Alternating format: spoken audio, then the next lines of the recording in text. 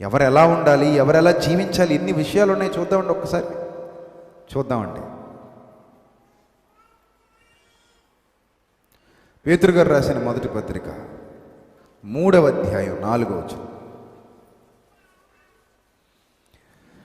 పేతురు గారు రాసిన మొదటి పత్రిక 3వ అధ్యాయం 4వ వచనం.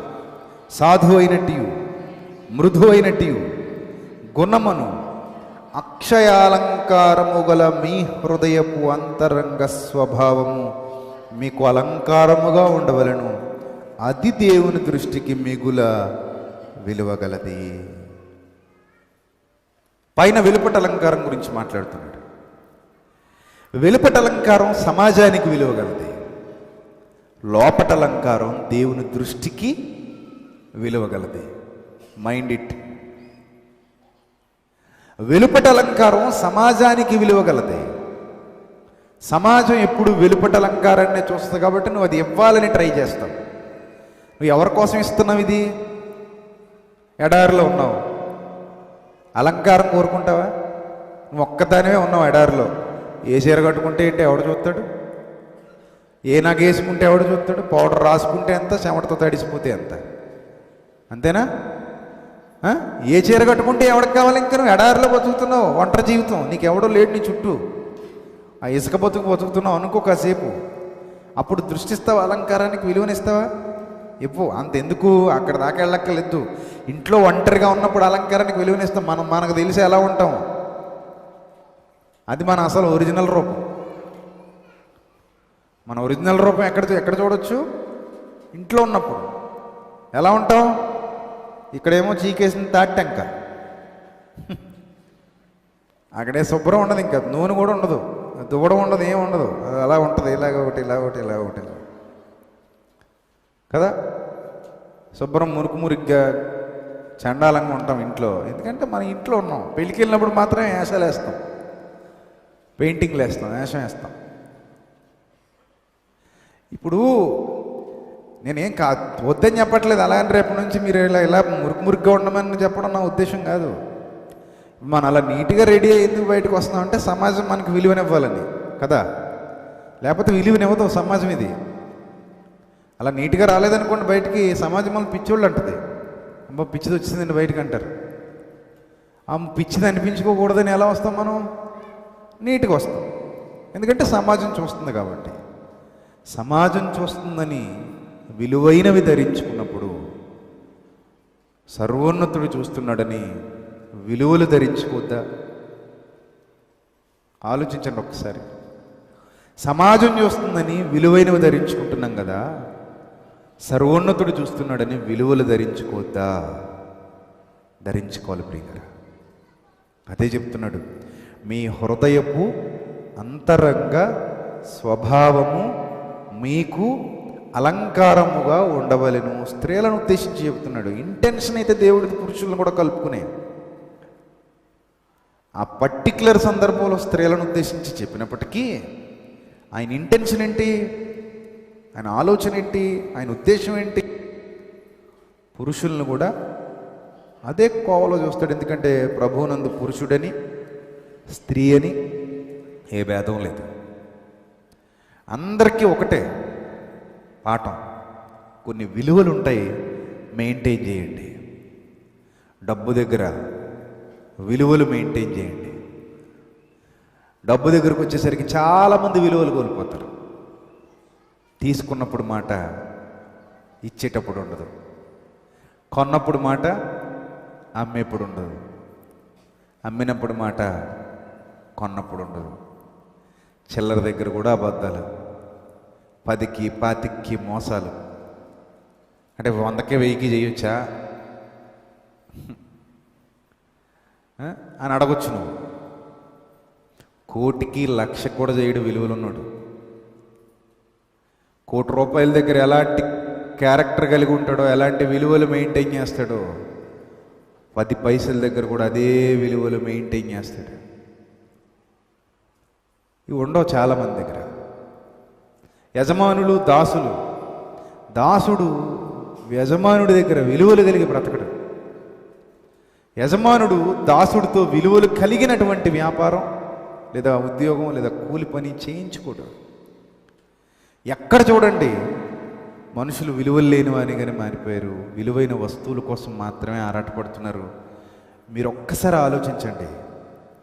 విలువలు కలిగిన వ్యక్తిత్వం సమాజానికి నచ్చకపోవచ్చు, కానీ దేవునికి నచ్చుతుంది. మోసం చెయ్యని గుణం, మాట తప్పని లక్షణం, మాట మీరి మోసగించని స్వభావం, అన్యాయం చెయ్యని స్వభావం, అవతలి వారిని బాధ పెట్టని స్వభావం, అవతలి వారిని ఇబ్బందికి గురి చేయని స్వభావం. అదే పరిస్థితిలో నేనుండుంటే నా పరిస్థితి ఏంటి అని ఆలోచించుకోగలిగే వ్యక్తిత్వం. ఇవన్నీ కూడా అలంకారాలు. ఈ అలంకారాలు ఏం లేకుండా నేను వెలుగు సంబంధిని, నేను వెలుగులోకి వచ్చేసాను, నేను వెలుగులోనే ఉన్నాను అని చెప్పుకోవడం అవివేకం. ప్రియులరా, మీరు పూర్వమందు విలువలు లేని వారు కనుక చీకటే ఉన్నారు. ఇప్పుడు నిజంగా విలువలు కలిగిన వారైతేనే వెలుగై ఉంటారు. విలువలు లేకపోతే ఎప్పటికీ మీరు చీకటే, ఎప్పటికీ మీరు చీకటే. అవి కోల్పోయే బ్రతుకు వీడి దగ్గర ఉండదు. నిజంగా వెలుగులో ఉన్నోడికి అవి కోల్పోయే బ్రతుకు ఉండదు. ఏ సిచ్యువేషన్ అయినా సరే, సిచ్యువేషన్ ఎంత డిమాండ్ చేసినా సరే విలువలు కోల్పోడు. అమ్మో తప్పు, ఇది తప్పు, ఇది తప్పు అని మనసు కనిపించిందంటే ఇంకా తప్పులోకి వెళ్ళడు. ఒకళ్ళు వెళ్ళినా అక్కడ ఉండలేడు, తెలుసా? వెళ్ళడు. ఒకవేళ వెళ్ళినా అక్కడ ఉండలేడు. అదండి ఎథికల్ వాల్యూస్ ఉన్నోడి జీవితం అలా ఉంటుంది. మంట లోపల, అమ్మో నేను ఇలా చేయలేను, నేను ఇలా మోసం చేయలేను, నా వల్ల కాదు, నేను ఇలా అబద్ధమాడి మోసం చేయలేను, మాట మార్చి మోసం చేయలేను, మనిషి జీవితంతో ఆటలాడుకోలేను, వాళ్ళ బ్రతుకును బాధ పెట్టలేను, నా స్వార్థం కోసం ఎదుటివాడి పతనాన్ని చూడాలని అనుకోలేను, నా స్వార్థం కోసం నేను వాళ్ళ జీవితాన్ని నాశనం చేయాలనుకోను, నేను సుఖంగా ఉండడం కోసం అవతల వాడిని బాధ పెట్టాలనుకోవడం అది విలువలు కలిగిన వ్యక్తిత్వం కాదు, విలువలు కలిగిన జీవితం కాదు. నేను అలా చేయలేనండి, నా వల్ల కాదు, నా వల్ల కాదు, నేను అలా చేయలేను. ఇలా చెప్పినవాడు చాలా ఉన్నతమైన స్థితిలో ఉంటాడు, ఉన్నతమైన స్థితిలో. ఆ క్షణంలో ఒకవేళ వాడు కొంత కోల్పోయినప్పటికీ భవిష్యత్తులో వాడు ఖచ్చితంగా బాగుంటాడు. ఈ విలువలు మెయింటైన్ చేసిన వాళ్ళు బైబిల్ గ్రంథంలో చాలామంది ఉంటారు. యోబు దగ్గరికి వచ్చి భార్య అంటది, ఇంకేం కావాలి మనకి, అంతా అయిపోయింది కదా, అంతా తీసేసుకున్నాడు కదా, తిట్టేసి చచ్చిపో, తీసేసుకున్నాడు కాబట్టి తిట్టేసి చచ్చిపో. అప్పుడు అంటున్నాడు, ఇచ్చినప్పుడు ఆనందంగా అనుభవించేశావు, తీసుకున్నప్పుడు తిట్టేసే రైట్ నీకు ఎక్కడిది? నువ్వు అడిగితే ఇచ్చాడా? నువ్వు అడిగేవని ఇచ్చాడా? వండర్ఫుల్ వాల్యూస్ అండి అవి, వండర్ఫుల్ వాల్యూస్. నువ్వు అడిగితే ఇచ్చాడా చెప్పు ముందు. నువ్వు అడిగితే ఇచ్చాడా? లేదు. ఉత్తినేనా ఇచ్చాడు? ఎస్. ఊరికే ఇచ్చాడు కదా? అవును. ఇచ్చినోడికి తీసుకునే హక్కు లేదా? ఉంది. అది గుర్తుపెట్టుకో. నేను అడిగితే ఇవ్వలేదు ఆయన, నేను తీసుకోమంటే తీసుకోలేదు ఆయన. యెహోవా ఇచ్చెను, యెహోవా తీసుకొనెను. సో నువ్వు వచ్చేంటి ఇప్పుడు? నువ్వేమైనా సంపాదించావా? నువ్వేమైనా సంపాదించావేంటే నువ్వు అని ఉంటాడు. నేను సంపాదించావా? నీదా కష్టం ఇది? నువ్వెవరు అసలు దేవుణ్ణి దూషించమని చెప్పడానికి? దూషించి చచ్చిపోవాలా మళ్ళీ? ఏం విలువలండి అంటే బాగుంటే ఒకలాగా, బాగోకపోతే మరోలాగా. నీ ఆస్తి కోల్పోయావు కాబట్టి ఇంక నువ్వు నాకు వద్దు, చచ్చిపో. ఆస్తి ఉంటే కావాలి నువ్వు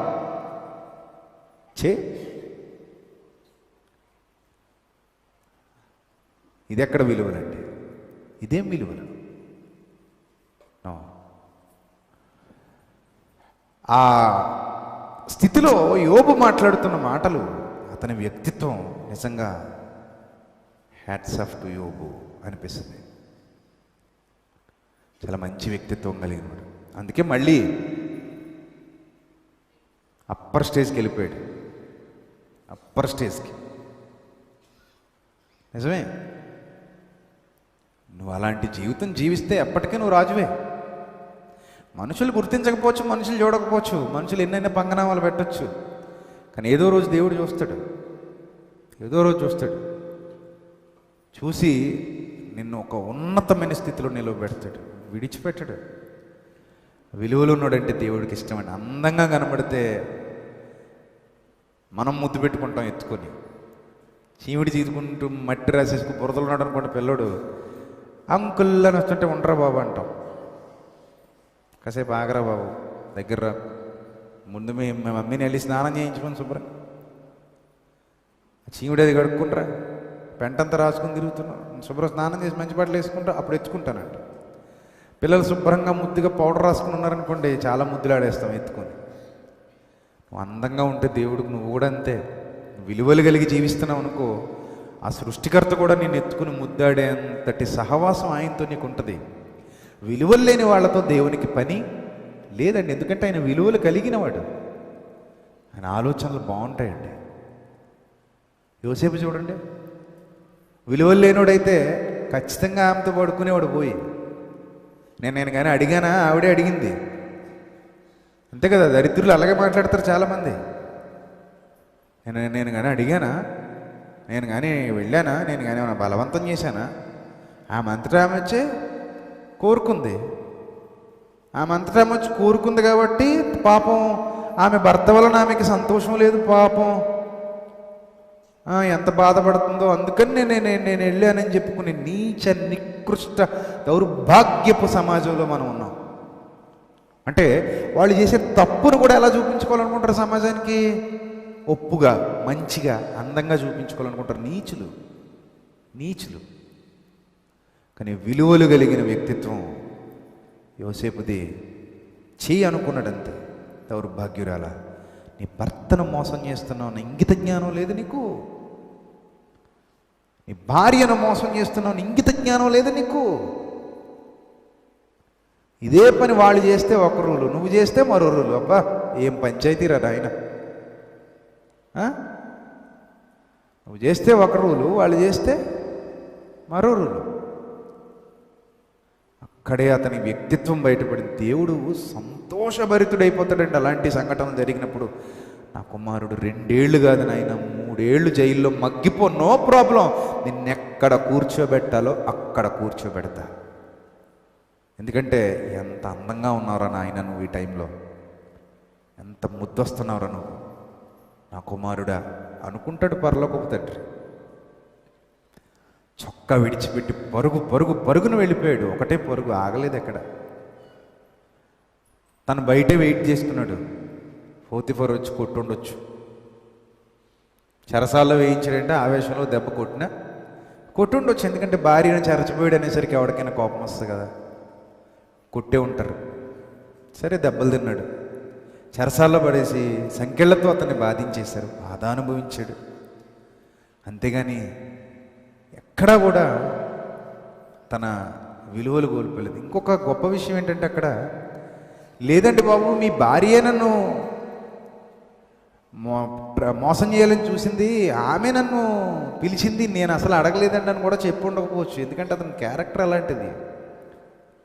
ఇంకొకడు ఎవడైనా అయితే, బాబు నా మాట వినండి, మీ భార్య మంచిది కాదు, ఆమె నన్ను ఇలా మోసం చేయాలని చూసింది, అనవసరంగా పోతీఫర్ గారు మీరు మోసపోతున్నారని చెప్తాడు ఎవడైనా అయితే. కానీ యోసేపు అలా కూడా చెప్పి ఉండకపోవచ్చు అండి. 2 ఏళ్ళు బాధ అనుభవించాడు, దేవుని మీదే ఆధారపడి బ్రతుకుతున్నాడు. విలువలు కలిగిన జీవితం అండి అది. ఇంకా ఆయనలో నాకు నచ్చింది ఏంటో తెలుసా?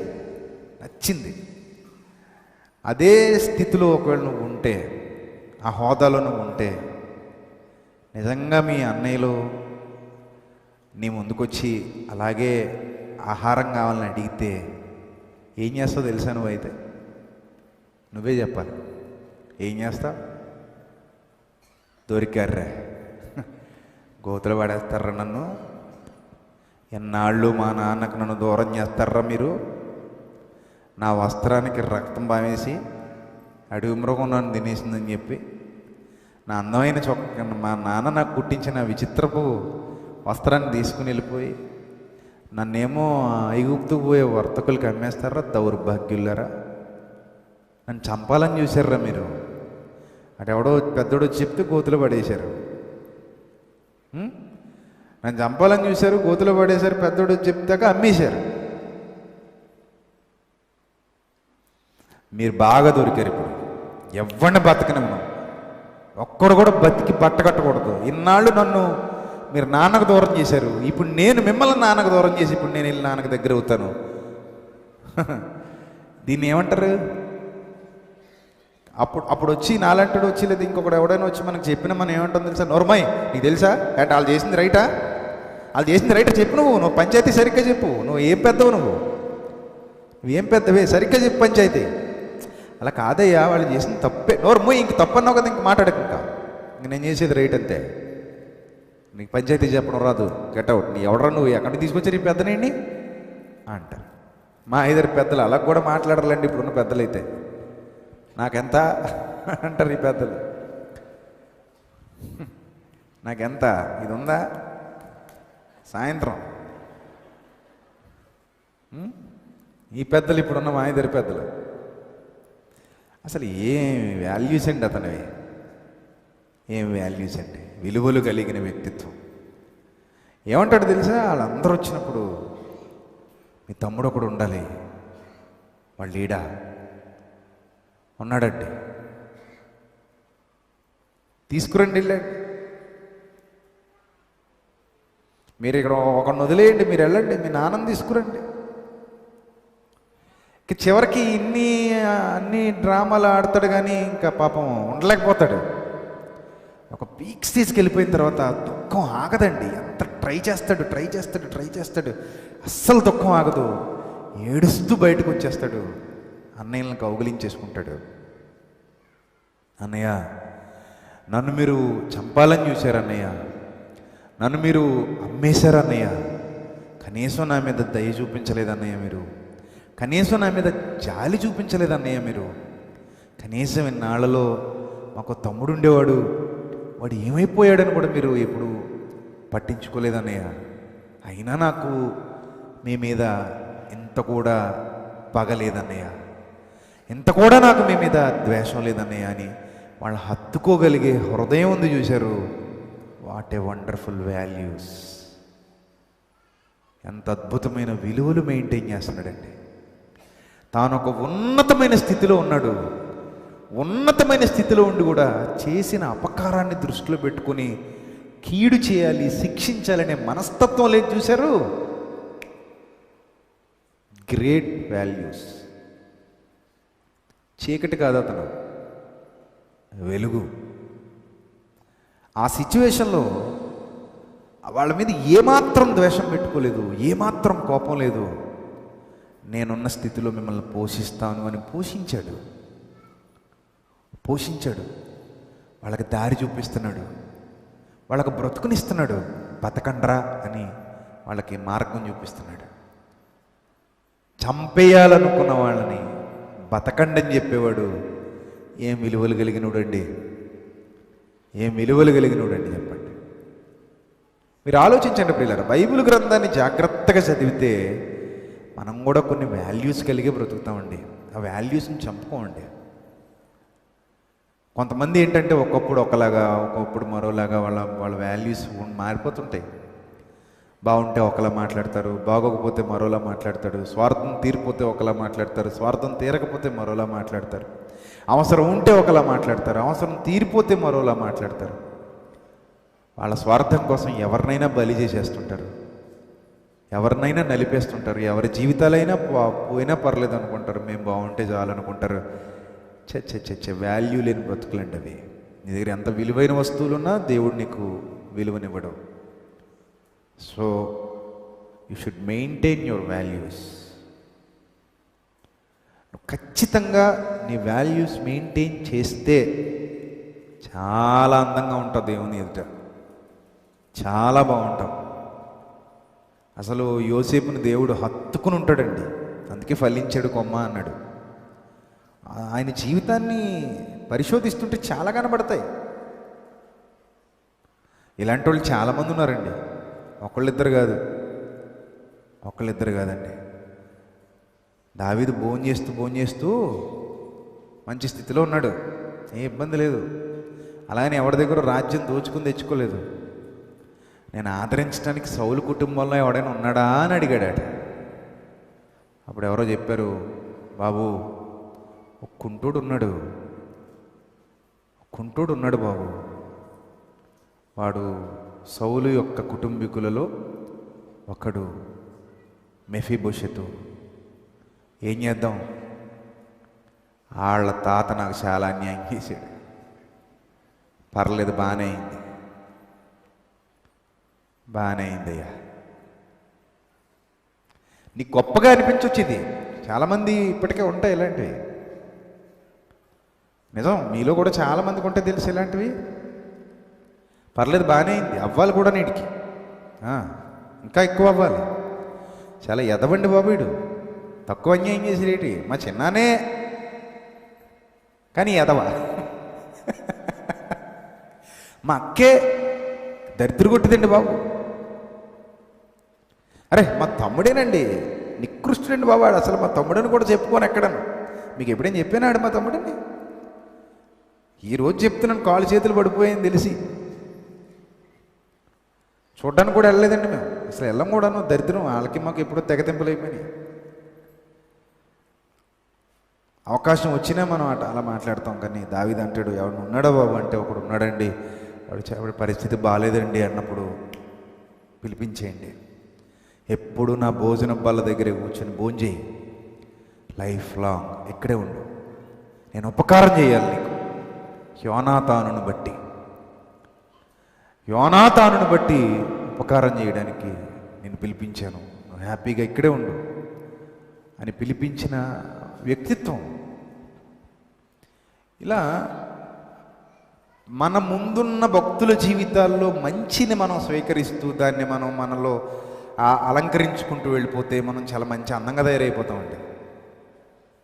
పిల్లని చూసుకొనకు వస్తున్నారా అమ్మా అంటే పక్కింట్లోంచి నెక్లెస్, ఎదిరించలోంచి ఏమో చైను, అవతల పక్కింట్లోంచి ఏమో గాజులు, ఈ పక్కింట్లోంచి ఏమో మంచి మంచి ఇంకేమైనా ఉంటే అవి తెచ్చి అలంకరిస్తే పిల్ల చూడండి ఎంత అందంగా మెరిసిపోద్దో. దాని కాదు ఇవన్నీ, ఇల్లీని మెరిసిపోద్ది, అందంగా మెరిసిపోద్ది. అప్పుడు అల్లుడు అనుకుంటాడు ఇవన్నీ దీనియేనేమో అనుకుని ఓకే అంటాడు. పెళ్ళేరు మన్నాడేమో సంతలో 5 రూపాయలు పూసలదండ వేసుకెళ్ళిపోద్ది. ఇది అప్పుడు మొన్న వచ్చినప్పుడేమో అవన్నీ కనబడ్డాయి. ఇవన్నీ ఏంటి, అదేమో ఎదురింటి రత్నం గారిది, ఇదేమో పక్కింటి పొల్లమ్మ గారిది. మరి ఈ పూసలదండ ఎవరిది 5 రూపాయలు అంటే ఇది మాత్రం నాదే.